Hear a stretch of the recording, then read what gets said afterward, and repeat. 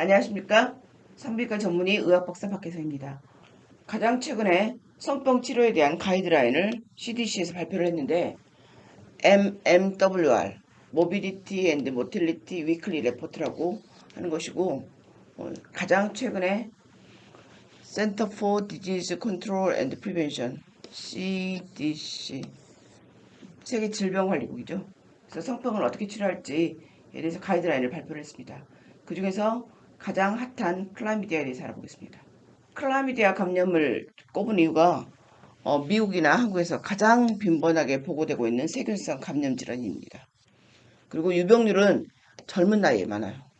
근데 젊은 나이에 이 성병에 걸리면 나중에 임신에 영향을 미칩니다. 특히 남자 여자 모두 다. 클라미디아를 그래서 선별 검사를 하라고 하는데 선별 검사를 하는 이유는 클라미디아가 증상이 없어요.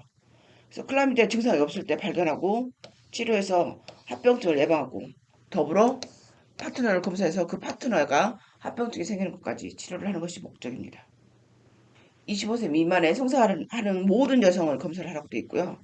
그리고 25세 이상인데 새로운 성 파트너가 생겼거나 아니면 한 명 이상의 파트너가 있거나 아니면 동시 파트너가 있거나 성병이 있는 섹스 파트너를 가지고 있거나 아니면 박테리알 베지노시스 같은 세균성 질염이나 고위험 인유두종 바이러스 감염이 지금 현재 있거나 특정 남성인데 특히 MSM이라고 남성과 섹스를 하는 남성 경우 이런 사람은 클라미디아 선별 검사를 반드시 하는 것이 좋겠다고 공고하고 있습니다.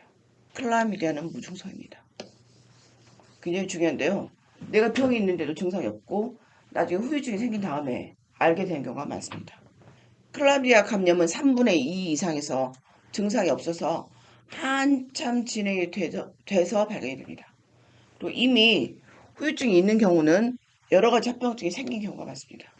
그래서 미리 진단하고 빨리 치료를 받는 것이 굉장히 중요한데 상당히 흔한 감염이에요. 그래서 꼭 알아야 하는 질환입니다. 후유증으로는 골반염, 자궁내 임신, 불임. 이 불임은 남성, 여성 다 포함되겠죠. 클라미디아 진단은 그 전까지는 상당히 어려웠습니다. 왜냐면 클라미디아를 컬처를 해야 되는데 균배양 검사를 해야 되는데 그 균배양 검사에서 클라미디아가 잘 발견이 안 됐어요. 최근에 STD 12종 세트라고 우리나라에 보험이 되는 어, 검사가 나왔죠. 이것으로 굉장히 쉽게 발견이 되고 있습니다. 보통 이걸 어디서 검사를 하냐면 질이나 자궁경부, 첫 소변, 남성은 첫 소변 아니면 요도의 면봉으로 검사를 하고 만약에 항문이나 구강성을 하는 사람이다. 그러면 직장이나 구강 인두에서 검사를 하는데 이런 경우도 증상이 없어도 항문성을 하거나 구강성을 할 경우는 검사를 하라고 권합니다. 증상이 없는 사람의 검사는 감염된 사람이 있고 그 파트너가 있을 경우 치료를 신속하게 하기 위해서 증상이 없어도 검사를 하는 게 좋고 증상이 있는 경우는 의사가 결정할 때 불필요한 추정 치료를 제한하긴 하지만 치료를 최적화하고 항생제를 잘 쓰기 위해서는 증상이 있는 경우는 검사를 할 것을 권하고 있습니다. 클라미디아는 진단만 되면 치료는 그렇게 어렵지 않습니다. 근데 치료 타이밍이 가장 중요하죠. 합병증 생기기 전에 치료하는 게 좋고 합병증이나 지속적으로 만약에 파트너가 여러 명이면 클라미디아 감염이 돼 있고 증상이 없는데 계속 다른 사람한테 감염을 시킬 수 있겠죠. 그러니까 지속적인 성정파를 예방하기 위해서 치료를 합니다. 그리고 치료할 때 반드시 중요한 게 이게 파트너랑 같이 치료해야 되는 게 중요한데요. 다른 파트너를 재감염시키거나 감염을 예방하기 위해서 파트너랑 치료하지 않으면 다른 파트너에게 감염시키고 또 본인도 콘돔을 쓰거나 그러지 않으면 계속 전파시킬 수 있습니다. 임산부가 클라미디아 걸렸다. 그러면 태어날 때 신생아한테 전염이 되는 경우가 있거든요. 그래서 예방을 위해서 임산부도 치료해야 되고요. 클라미디아 감염이 있는 모든 사람은 즉시 치료를 해야 됩니다. 치료를 지원할 경우 합병증, 특히 골반염인데 골반염, 자궁 임신, 불임 이런 거 야기할 수 있기 때문에 치료를 지원하면 안 되고요. 독시사이클린이 아지스로마이신보다 더 효과적이라고 합니다. 이번에 2021년 CDC 가이드라인에서 이제 바뀐 게 있거든요. 그전에는 아지스로마이신을 쓰라고 했는데 해봤더니 아지스로마이신보다는 독시사이클린이 더 효과적이더라. 그것이 이번 치료에 가장 바뀐 점입니다. 그리고 남성과 성관계를 하는 남성이 있잖아요. 그런 사람들 이제 항문석사겠죠. 그러니까 직장 클라미디아 감염을 치료를 해야 되고 독시사이클린 쓸 경우는 치료가 100%, 아지스로마이신은 74%가 치료가 된다고 하니까 독시사이클을 안 쓸 이유가 없겠죠.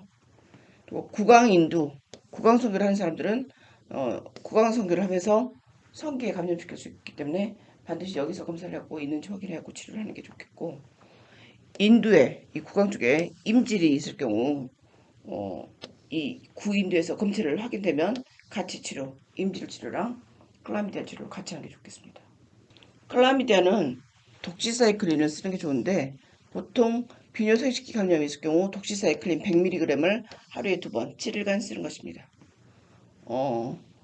레보플록사신이 만약에 이 독시사이클린 치료가 안 되거나 못 먹을 경우는 레보플록사신을 치료 대안으로 쓰지만 조금 더 비싸고, 에리스로마이신은 위장장애 때문에 권장되질 않지만 산모인 경우에 에리스로마이신을 쓰게 됩니다. 그리고 독시사이클린을 썼는데 못 먹거나 토하거나 아니면 잘 안 맞는다. 그럴 때 아지스로마이신 1g 요법을 쓰게 되고, 직장 감염이 있을 경우는 아지스로마이신 효과가 더 낮기 때문에 치료 후 반드시 평가해서 치료가 잘 되는지 그런 검사가 필요합니다. 그리고 7일간 먹으라고 했는데 7일 동안 안 먹거나 먹다 말다 하는 사람이 있거든요. 그럴 때는 직접 그 아지스로마이신을 먹도록 옆에서 관찰을 하거나 지켜보는 것도 권하고 있습니다. 성인에서 클라미디아 감염이 됐다. 그럴 때는 가장 권유되는 처방은 독시사이클린 100mg을 하루에 2번 7일간 먹게 하는 거고요. 독시사이클을 쓸 수 없거나 그럴 때 대체로는 아지스로마이신 1g을 한 번 쓰거나 레보플록사신을 500mg을 하루에 한 번 7일간 쓰게 됩니다. 클라미디아를 치료하거나 관리할 때 고려해야 될 사항은 클라미디아 치료를 받는 사람은 단일 용량요법 후에 7일 동안 혹은 7일 요법이 끝난 다음에 증상이 있는 경우는 증상이 해결될 때까지는 성교를 삼가합니다. 만약에 성교를 해야 된다면 콘돔을 반드시 써야 됩니다. 근데 이제 콘돔을 안 되는 것이 구강성교나 항문성교는 콘돔으로 잘 안 되잖아요. 뭐 항문성교까지는 콘돔을 쓸 수 있지만 구강성교는 쉽지 않기 때문에 이럴 때 반드시 성관계를 삼가하도록 말하고 있습니다. 그 다음에 이제 치료가 안 될 경우 덜 치료가 된 상태에서 다시 재감염이 될 수 있잖아요. 파트너가 치료가 안 됐거나 본인이 치료했는데 그럴 때 다시 재감염이 될 수 있는데, 이걸 최소화하기 위해서는 환자가 모든 성 파트너에게 치료받을 때까지 성교를 삼가도록 해야 됩니다. 그 섹스 앤드 시티 거기에 어떤 변호사가 주인공이 나왔는데 클라미디아 감염이 됐어요. 그래서 의사가 당신이 그 알고 있는 섹스 파트너에게 전화를 하고 했더니 그 여성이 변호사인데 84명한테 그 전화번호 책을 다 전화하는 걸 제가 본 적이 있는데, 그러니까 모든 성 파트너에게 알리고 성교를 삼가하도록 지시해야 됩니다. 어쨌든 되게 쪽팔린 상황이죠. 클라미디아 진단받은 사람은 에이즈나 임질이나 매독 같은 것이 같이 동반될 수 있거든요. 그렇기 때문에 이 검사를 같이 받는 게 좋고요. 직장, 항문성교를 해서 직장 클라미디아 진단을 받을 경우는 HIV 음성이어도 HIV를 예방할 수 있는 어떤 그 재료를 사용하는 게 좋겠습니다. 예를 들어 콘돔이나 다른 덴탈랩이나 이런 걸 사용해서 같이 예방하도록 조심을 해야 됩니다. 치료가 다 된 다음에 4주 미만의 클라미디아 검사를 사용하는 것은 권장되지 않다고 하는데, 저는 이제 이것은 약간 반대인데, 보통 3개월 후 아니면 뭐 1년 후 이렇게 검사를 하라고 되어 있는데 그 사이에 치료가 되는지 안 되는지 확인하기도 어렵고, 우리나라 사람 좀 성격도 급해서 이거는 미국의 정서인 것 같고, 이제 그 이유가 위양성 결과가 나올 수 있다고 하는 거거든요. 치료는 됐는데 양성으로 나올 수 있기 때문에 그런다고 하는데, 어쨌든 치료 후 감염의 대부분은 치료 실패로 인한 것이 아니라 성 파트너가 치료를 받지 않았거나 혹은 새로운 감염된 파트너랑 성관계를 시작해서 발생하는 재감염이기 때문에 성 파트너에 대한 치료가 필요하다는 것을 강조를 하고 있고요.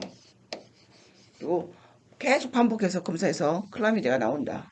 이럴 경우는 여성에게 골반염, 기타 합병증의 위험을 높이기 때문에 조심해야겠고, 치료 후 3개월 후에 재검을 받으라고 되어 있거든요. 근데 이제 어쨌든 이건 CDC 가이드라인이긴 한데 저는 개인적으로는 한 달 안에 검사해보고 2주나 3주 약 먹어보고 2, 3주 후에 와서 검사하라고 하면 거의 대부분 음성으로 돼 있거든요. 그래서 위양성이 있을 수는 있지만 3개월 후에 오라 그랬을 때 필요성을 못 느끼거나 그 사이에 또 다른 사람한테 감염될 수 있기 때문에 이거는 이제 제 생각하고 좀 다르고요.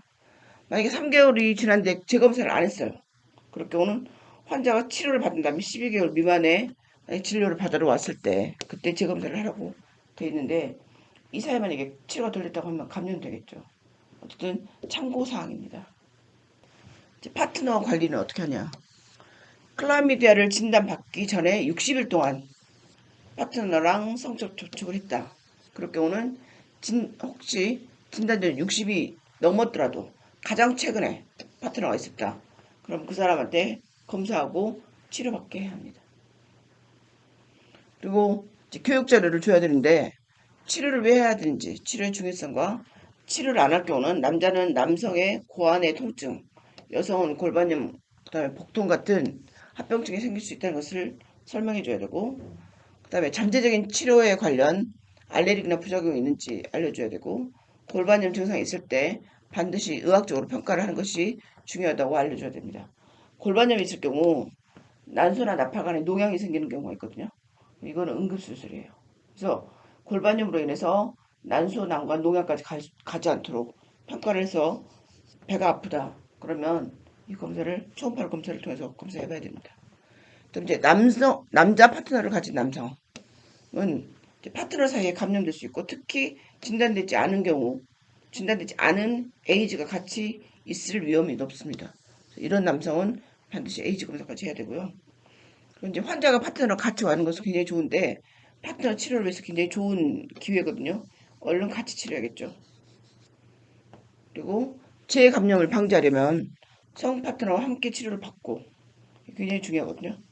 클라미디아가 중요한 이유 중에 하나가 본인만 치료해갖고 치료가 완치되는 게 아니라 파트너를 치료하지 않으면 계속 핑퐁핑퐁 되거든요.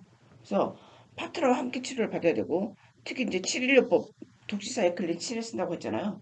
독시사이클린 7일요법 완료 후에 증상이 사라질 때까지는 반드시 콘돔을 사용하지 않는 성관계는 하지 말고 그러면 콘돔을 사용하는 성관계는 가능하다는 거죠. 임신 중에 클라미디아를 걸렸을 경우 어, 임신 중에 나중에 아기 낳을 때 신생아한테 영향을 미칠 수 있거든요. 그래서 12주 이내는 치료를 하지 않지만 분만하기 전에 12주 이후가 되면 독시사이클린은 이빨을 그 회색으로 만들거나 기형을 유발할 수 있기 때문에 독시사이클을 고르지 않고 아지스로마이신 1g을 한 번 처방해주거나 아지스로마이신이 잘 안 나올 경우는 아목사실린 500mg을 하루에 3번 7일간 복용케 합니다.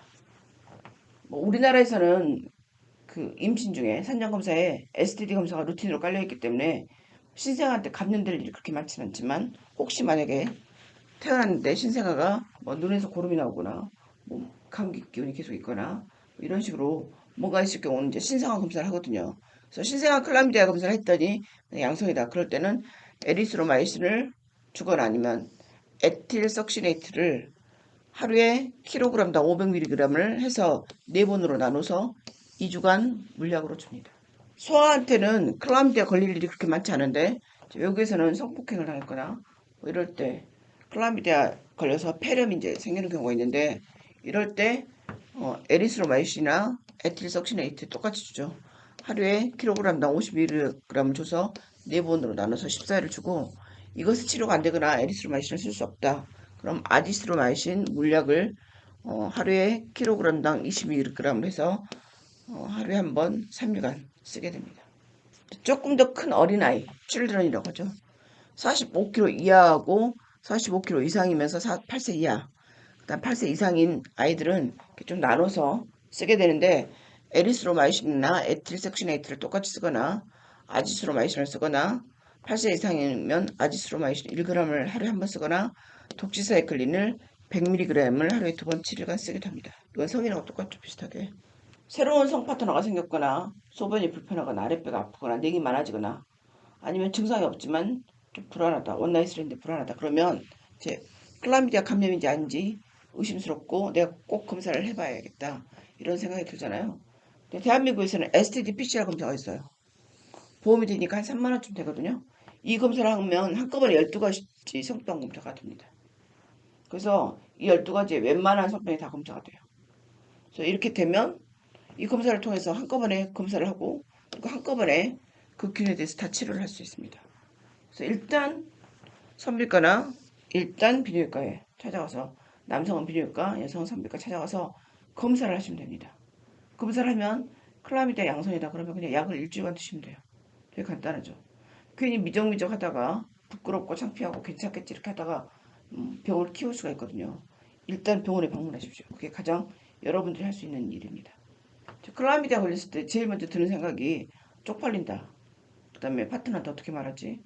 그 다음에 이제 뭐 이런저런 고민이 있는데 그래도 말을 않고 있다가 병을 전파해서 이를 크게 키우는 것보다는 초기에 일주일간 감기약 먹듯이 드시는 게 가장 선비과에서 권하고 싶은 일입니다. 클라미디아는 증상이 없고 그리고 치료가 간단하기 때문에 일단 병원 에서 상담하시고 기본 검사 하듯이 하시고 건강한 성생활 하시기 바랍니다.